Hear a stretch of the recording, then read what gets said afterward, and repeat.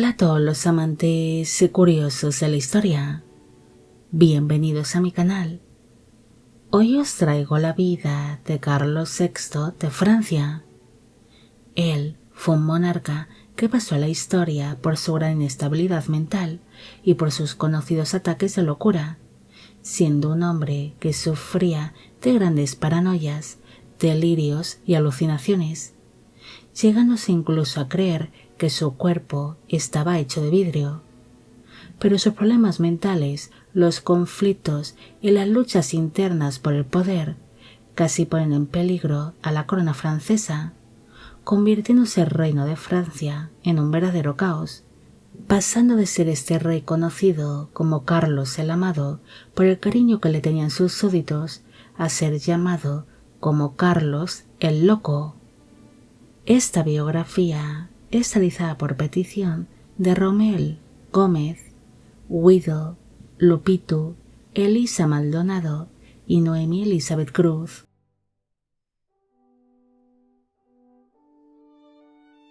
Carlos de Valois nació el 3 de diciembre de 1368 en el Hotel de Saint-Paul de París, en Francia. Fue hijo del rey Carlos V de Francia, apodado el Sabio, y de la esposa de este, la reina Juana de Borbón. El matrimonio tuvo 10 hijos en común, siendo Carlos el sexto de sus vástagos. El niño se convirtió en el hijo mayor de los monarcas, debido a que sus 4 hermanos mayores habían fallecido durante la infancia. Su madre, la reina Juana, sufriría de problemas mentales, llegando a padecer de un serio colapso mental tras alumbrar a su 7º vástago,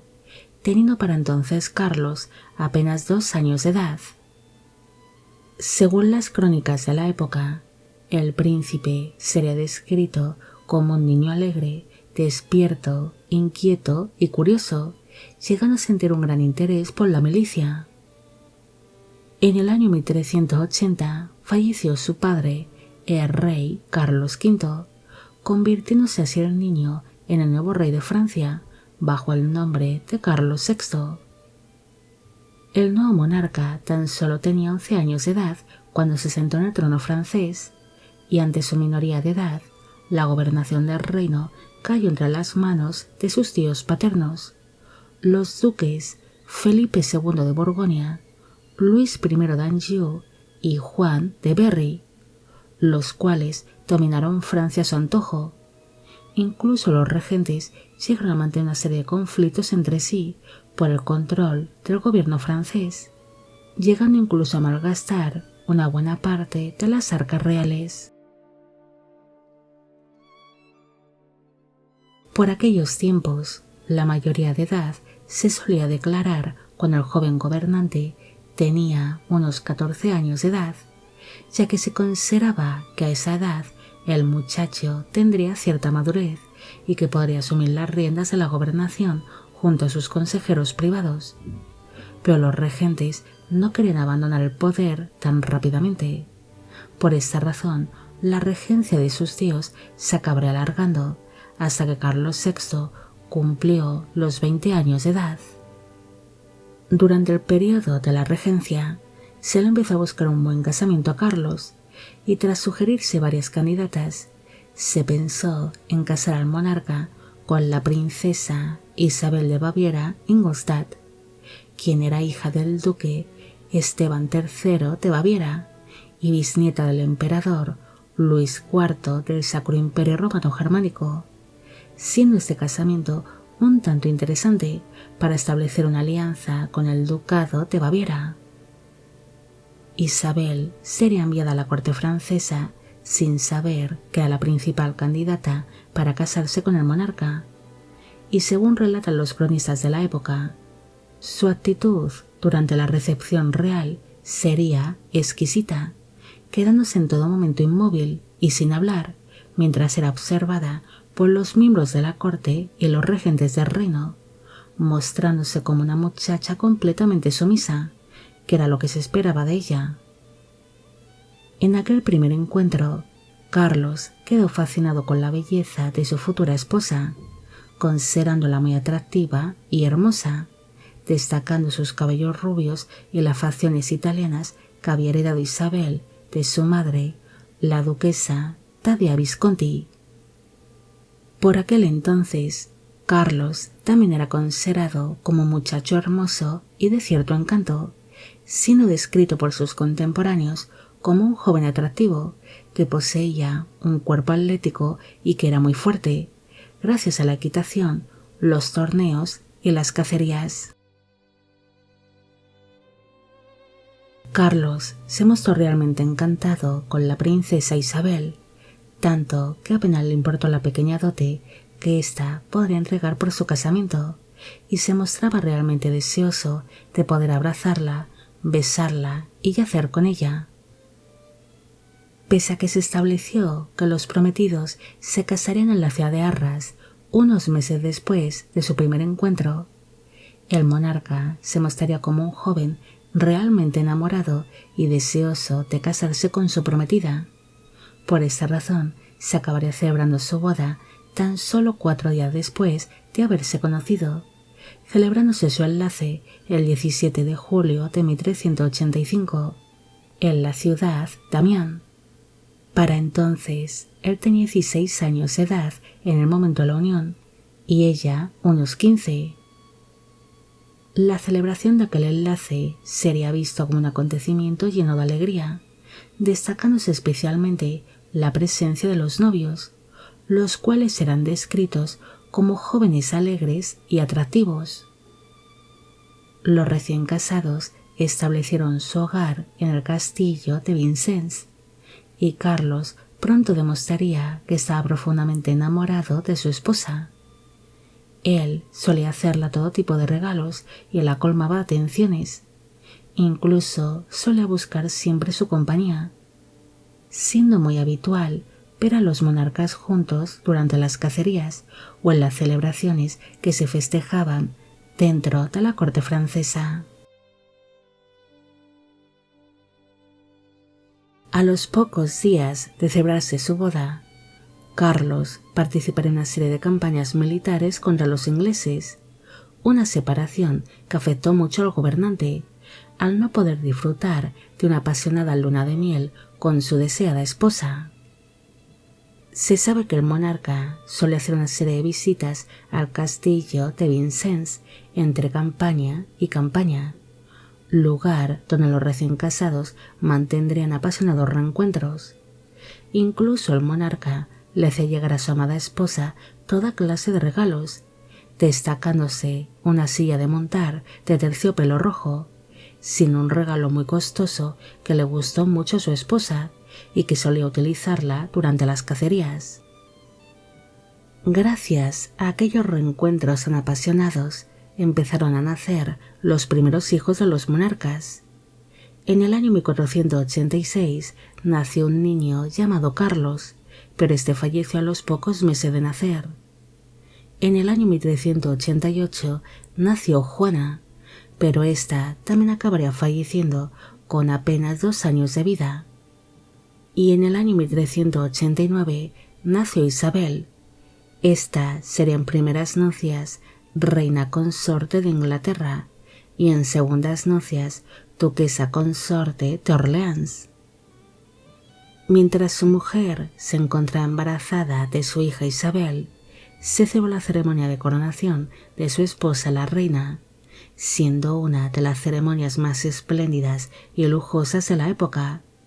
siendo una muestra del amor que sentía Carlos hacia su mujer. Aquella ceremonia contó con un gran séquito que recorrió las calles de París hasta llegar a la catedral de Notre Dame, donde se celebró la coronación de la reina, estando dicho lugar exquisitamente decorado para la ocasión, con centenares de velas y adornos tanto de oro como de madera exquisitamente tallada. Los niños del coro vestían como ángeles y los miembros de la nobleza portaban elegantes y costosos ropajes adornados con hilos de oro.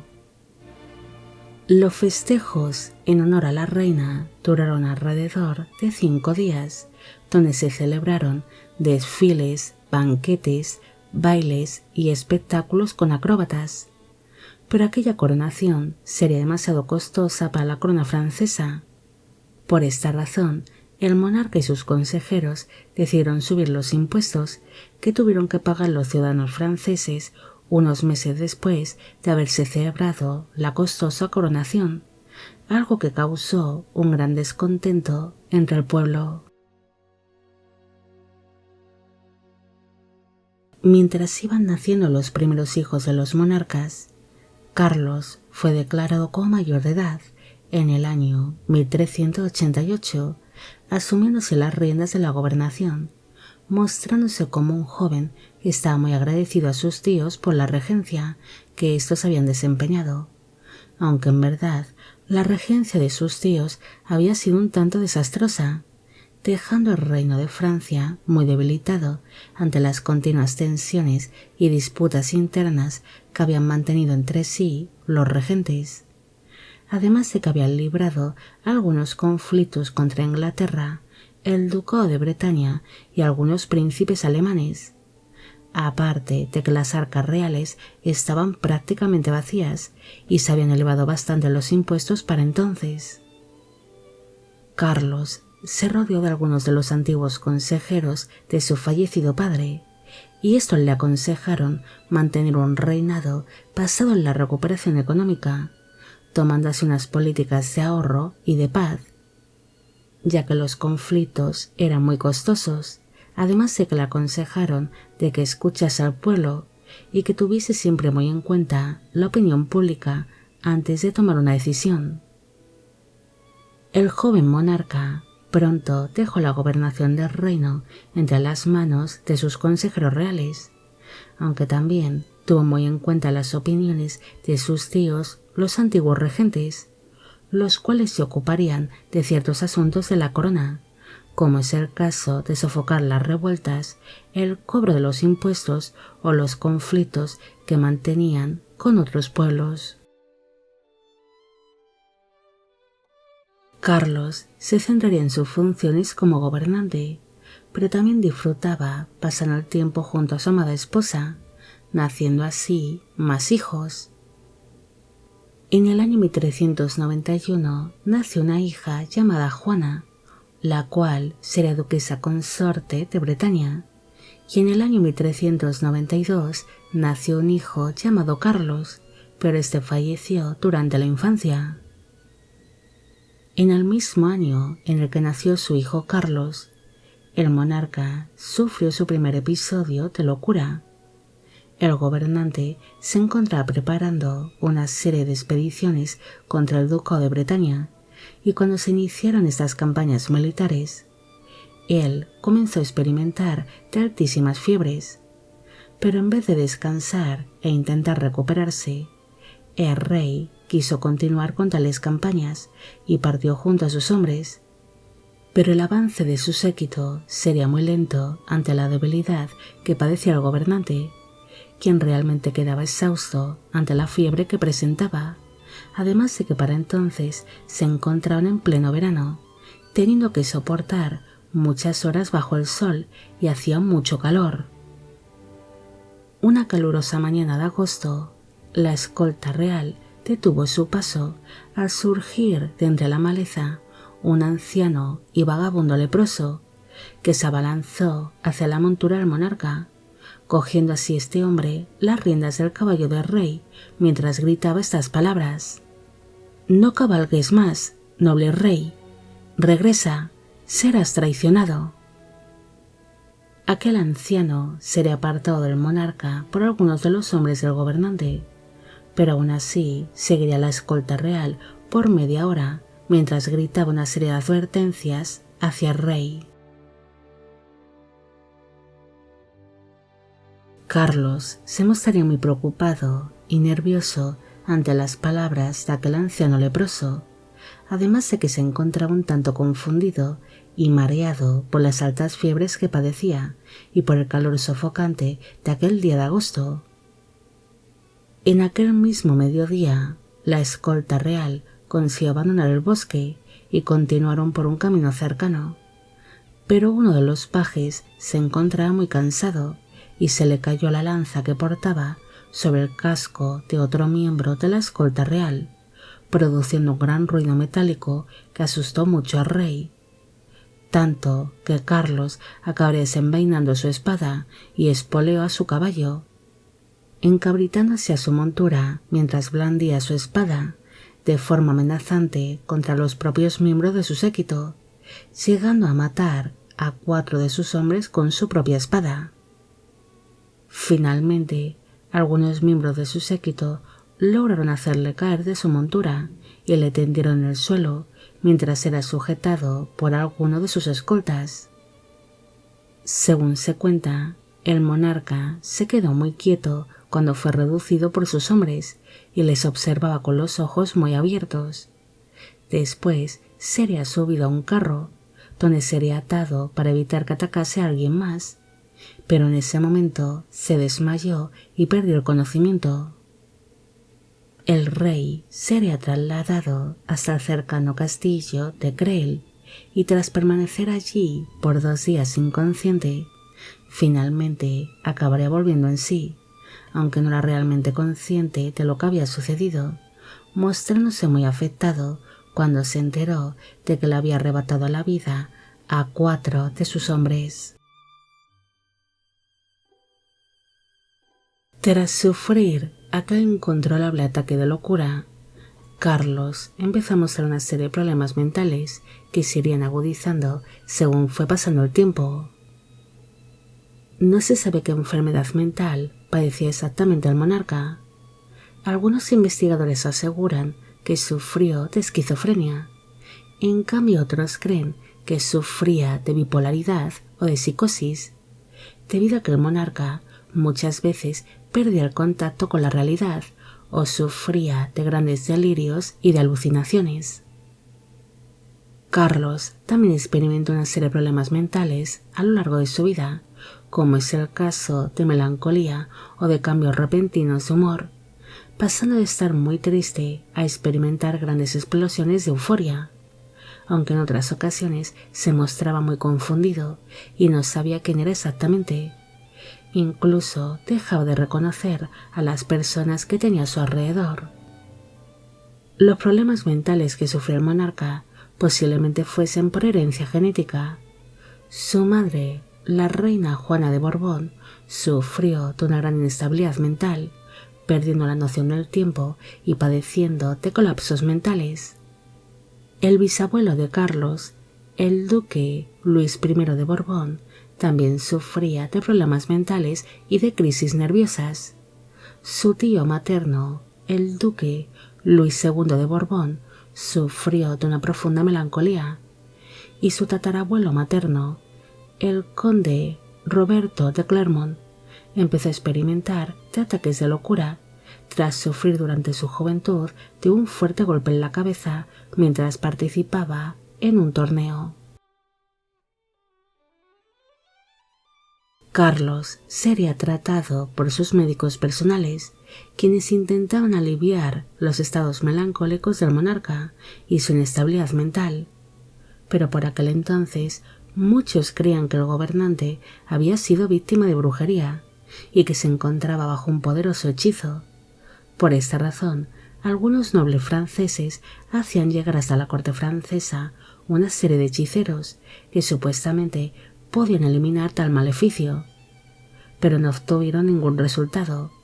Es más, estos hechizos y ritos paganos eran realizados a las espaldas de la Iglesia, ya que por aquel entonces tales prácticas eran perseguidas y condenadas.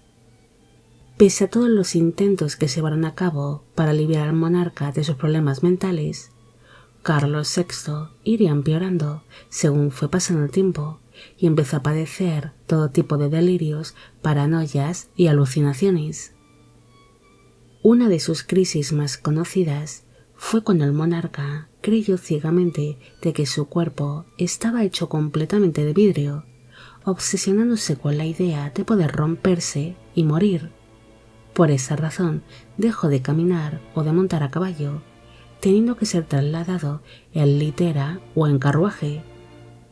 además de que siempre estaría rodeado de numerosos cojines para evitar cualquier daño posible. Otro hecho que afectaría enormemente al rey sería el conocido baile de los ardientes.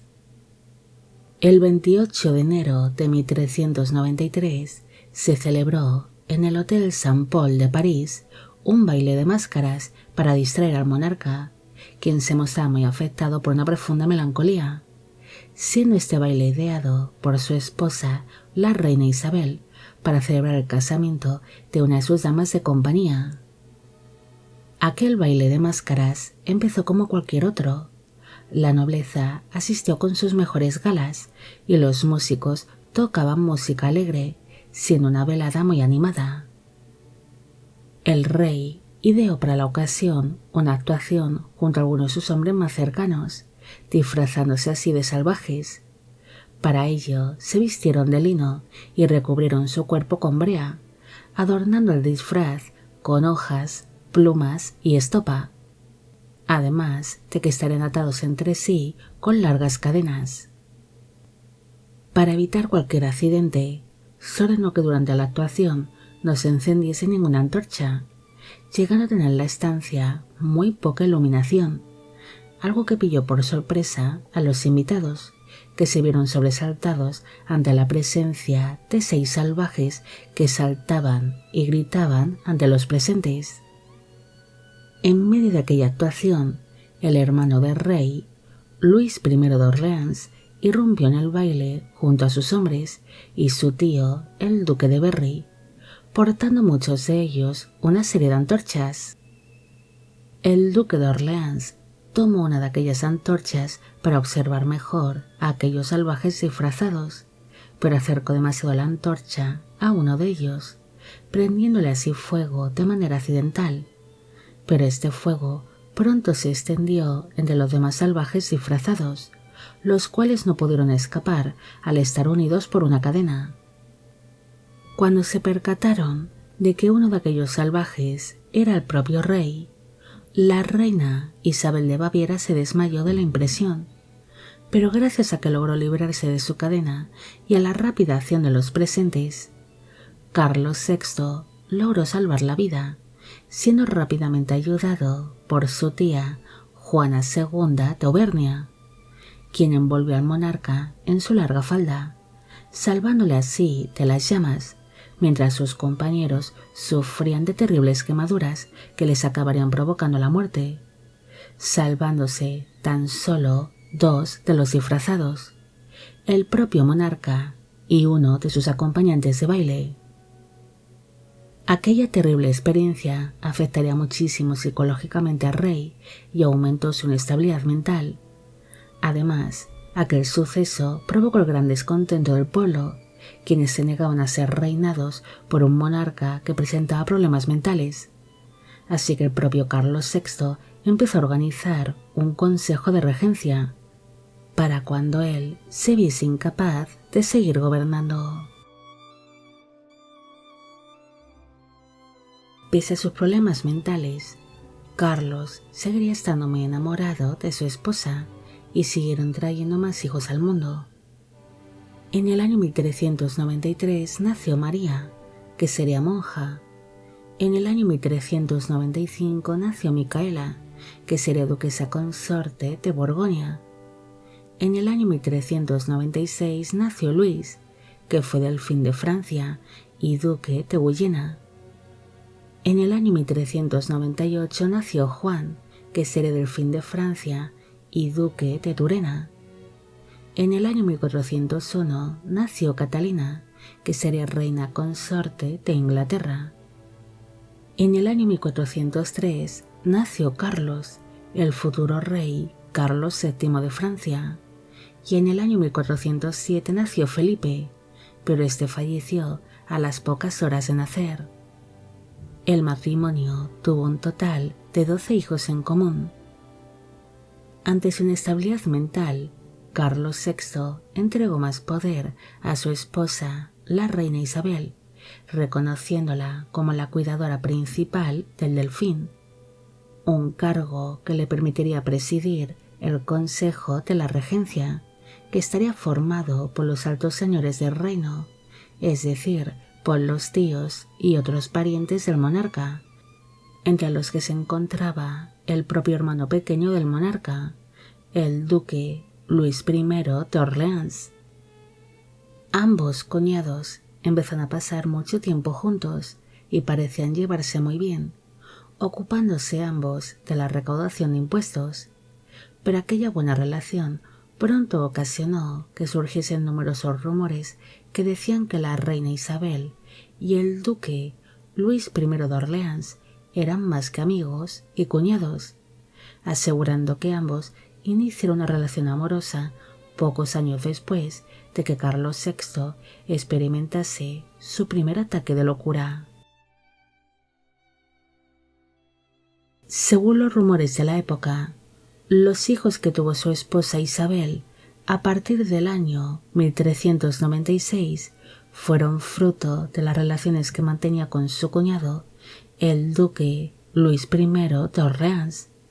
es decir, los delfines Luis y Juan, la princesa Catalina de Valois, el rey Carlos VII de Francia y el príncipe Felipe. Se sabe que Carlos VII sentía un profundo amor y una gran pasión hacia su esposa, pero cuando éste se vio afectado por sus ataques de locura, él llegaría incluso a agredir físicamente a su esposa. Isabel de Baviera se mostraría muy cansada por los continuos maltratos que recibía de su marido y de tener que lidiar a diario con sus problemas mentales, así que decidió buscarle un entretenimiento a su esposo. Por esta razón se acabaría fijando en una de sus damas, una jovencita llamada Odette de Chandibert, quien para entonces era la amante del duque Luis I de Orleans. A principios del año 1407, Odette se convirtió en la amante del rey y, según cuentan algunas versiones, la dama era perfumada y vestida como la reina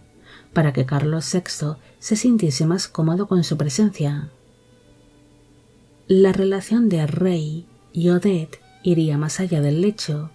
compartiendo ambos su día a día. Es más, la dama se convirtió en la inseparable compañera del monarca, y en los escasos momentos de lucidez que tenía el rey, éste recompensó a su amante y se mostraría muy agradecido con ella, debido a que Odette le trataba con mucha dulzura, cariño y paciencia. Aquel romance duró hasta la propia muerte del monarca, y de esta relación nacería una hija llamada Margarita, quien se acabaría casando con un noble francés y teniendo descendencia.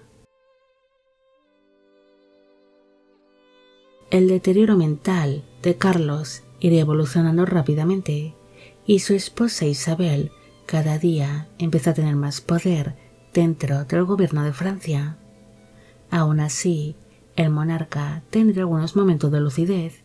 especialmente durante los primeros años desde que se detectó su inestabilidad mental, y bajo la influencia de su esposa, él firmó una serie de documentos que ocasionaron importantes cambios dentro del reino, como por ejemplo cuando firmó la orden de expulsar a los judíos de Francia en el año 1394. En un principio se creía que esta expulsión fue por el gran descontento del pueblo católico con los judíos y por una serie de altercados que se vivieron por aquel entonces en Francia. Pero una serie de historiadores afirman que en verdad aquella expulsión fue ideada tanto por su esposa, la reina Isabel, como por algunos miembros del Consejo de la Regencia, para obligar a los judíos deudores a saldar las deudas que habían contraído con la corona, además de confiscarles así sus tierras y propiedades, algo que aumentaría notablemente las arcas reales francesas. La segunda regencia que se estableció durante el reinado de Carlos VI pronto provocaría una serie de disputas entre los miembros del Consejo de la Regencia. Incluso su esposa, la reina Isabel, y su hermano, Luis I de Orleans, consiguieron dominar la regencia y aislaron completamente al monarca, despidiendo tanto a otros consejeros reales como a funcionarios y sirvientes que habían sido elegidos por el propio monarca. Aquellas luchas de poder y por el control de la corona ocasionó que su hermano, el duque Luis I de Orleans, acabase siendo brutalmente asesinado mientras se encontraba por las calles de París en el año 1407. Un asesinato que provocaría el estallido de una guerra civil en Francia entre la Casa Orleans, más conocido como el bando Armagnac, y la Casa Borgoña, alargándose estos conflictos hasta incluso después de la muerte de Carlos VI. Aquella inestabilidad política y los conflictos internos serán aprovechados por los ingleses, los cuales empezaron a invadir de nuevo el reino de Francia, continuando así con la Guerra de los 100 años, que se había iniciado en el año 1337 durante el reinado del bisabuelo de Carlos, el rey Felipe VI de Francia.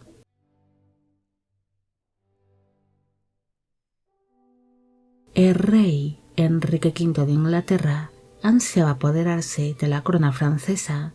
la cual consideraba suya por derecho propio, al ser descendiente de la dinastía de los Capetos por parte de su tatarabuela, la reina consorte de Inglaterra Isabel de Francia,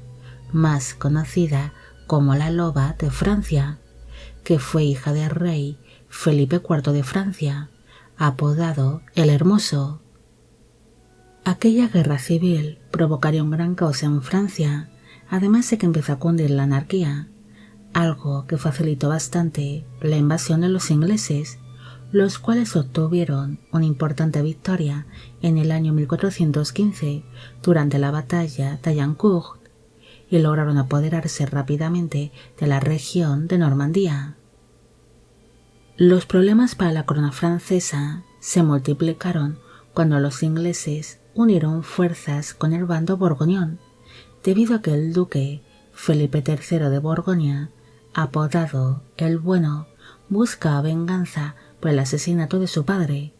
el duque Juan I de Borgoña, más conocido como Juan sin Miedo, el cual había sido asesinado por los hombres que acompañaban al delfín Carlos, el futuro rey Carlos VII de Francia, siendo así asesinado en el año 1419 por miembros del bando Armagnac. La situación en Francia empezó a ser muy desfavorecedora para sus gobernantes y la corona francesa empezó a correr serio peligro, así que su esposa, la reina Isabel, medió personalmente en tales asuntos para intentar llegar a un entendimiento tanto con Inglaterra como con Borgoña. El duque Felipe III de Borgoña tenía una serie de derechos como miembro del Consejo de la Regencia, un puesto que logró mantener gracias a su abuelo, el duque Felipe II de Borgoña, más conocido como Felipe el Atrevido, quien había sido uno de los regentes principales de Francia durante el reinado de su sobrino Carlos VI. Como miembro de la regencia, Felipe el Bueno ideó el Tratado de Troyes, un acuerdo donde se reconocía al rey Enrique V de Inglaterra como el heredero de la corona francesa, excluyendo así de la línea sucesoria al delfín Carlos, como forma de castigo por la muerte del padre de Felipe el Bueno, el duque Juan sin Miedo. Isabel de Baviera aceptó tal tratado y no dudó en convencer a su marido, Carlos VI, para que éste declarase como legítimo a su hijo, el delfín Carlos, siendo esta una manera de poner fin a los conflictos que estaba librando Francia contra Inglaterra y Borgoña. Carlos VI declaró públicamente como ilegítimo a su hijo y le desheredó, algo que alimentaría los rumores que decían que el delfín Carlos era realmente hijo del duque Luis I de Orleans,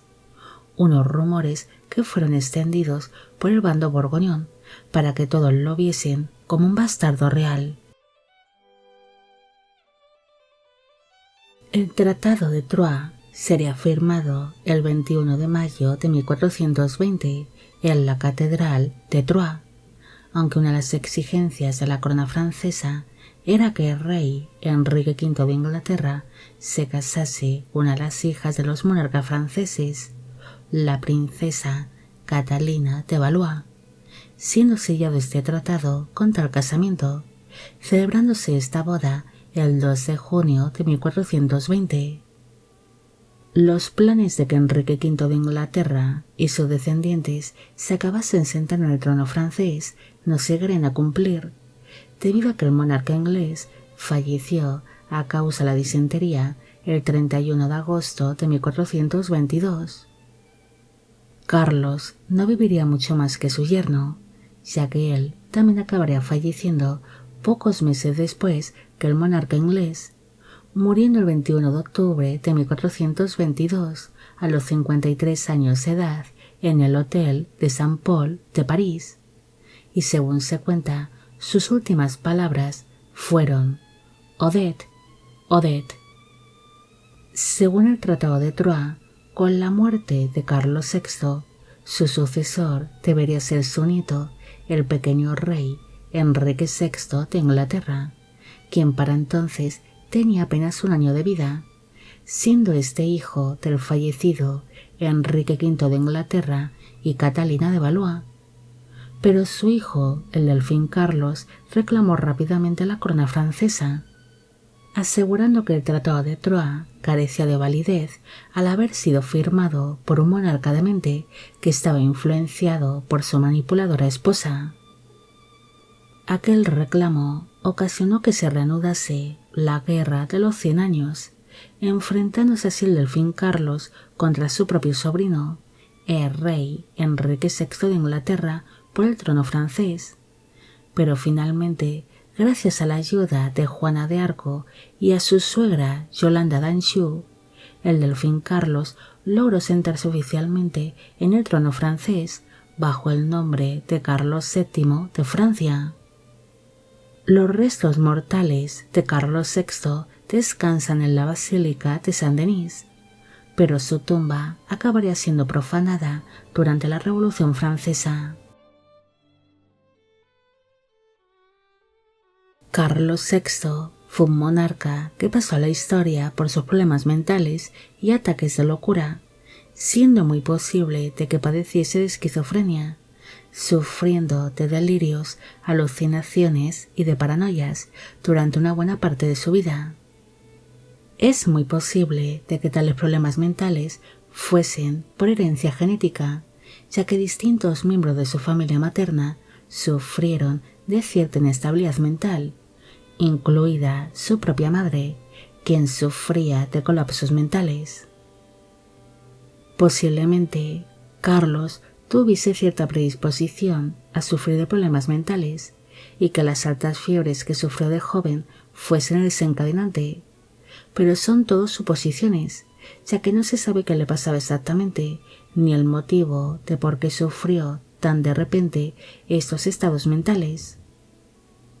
La inestabilidad de este monarca provocó que otros tuviesen que asumir el control del reino,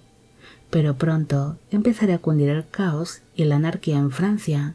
provocando incluso una guerra civil, algo que sería aprovechado por los ingleses en su intento de hacerse con la corona francesa, y cabe destacar que estuvieron muy cerca de conseguirlo, ya que si Enrique V de Inglaterra no hubiese fallecido a causa de la disentería, es muy posible de que se hubiese sentado en el trono francés, pero posiblemente esto hubiese causado más conflictos por el control de la corona francesa.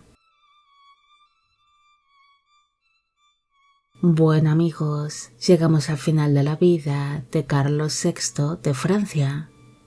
Espero que os haya gustado esta historia y espero a que todos los que me pedisteis que hiciese un vídeo sobre él también.